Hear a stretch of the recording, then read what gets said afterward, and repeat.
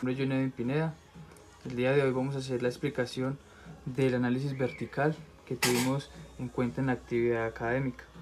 Aquí podemos apreciar los activos corrientes, los activos fijos, el total de activos, el pasivo, corriente, pasivo, ¿sí?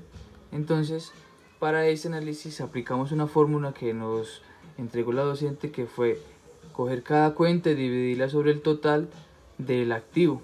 Entonces aquí tenemos que fueron 520.000, los dividimos sobre 68.764 y lo multiplicamos por 100 para obtener el porcentaje de participación de cada una de las cuentas dentro del total de cada activo.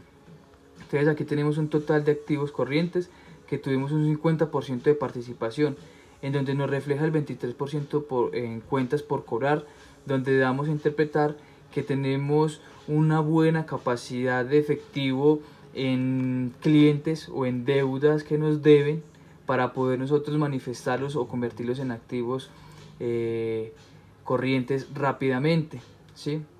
En efectivo podemos convertir esos activos. Entonces tenemos que en cuentas por cobrar tenemos 15.686.000.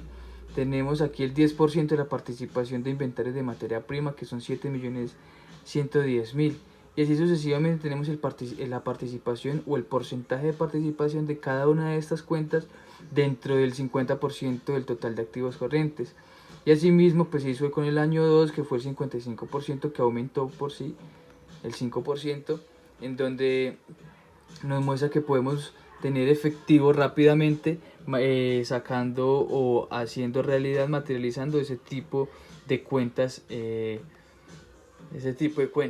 Asimismo tenemos activos fijos, que fue nuestro 48%, que se evidencia un alto porcentaje en edificios, terrenos y maquinaria.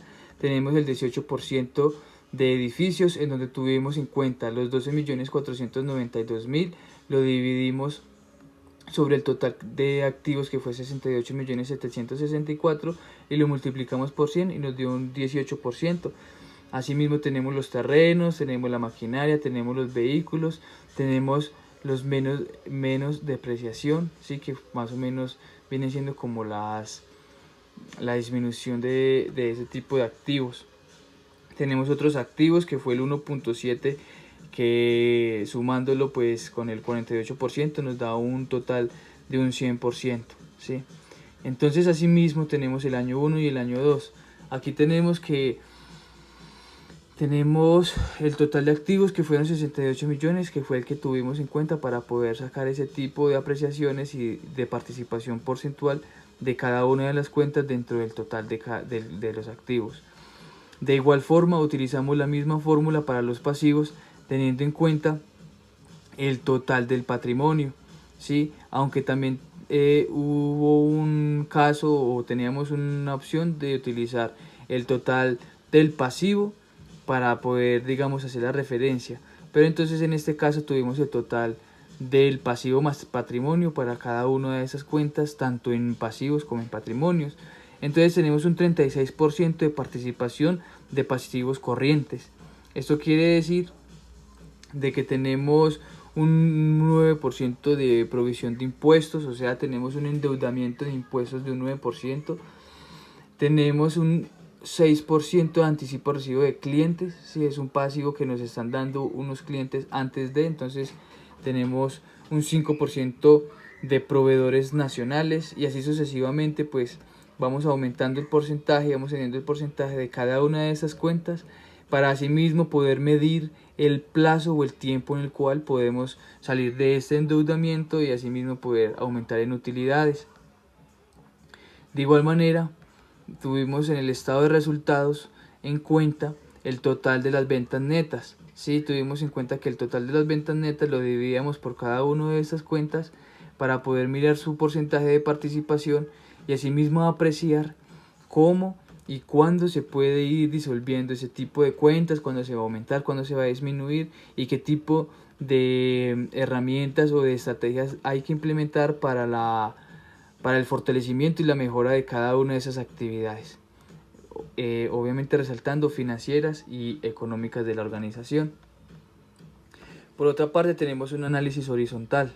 Un análisis horizontal en donde tenemos una variación absoluta y una variación relativa con respecto al año 1 y al año 2. Eso nos quiere determinar o mostrar cuánta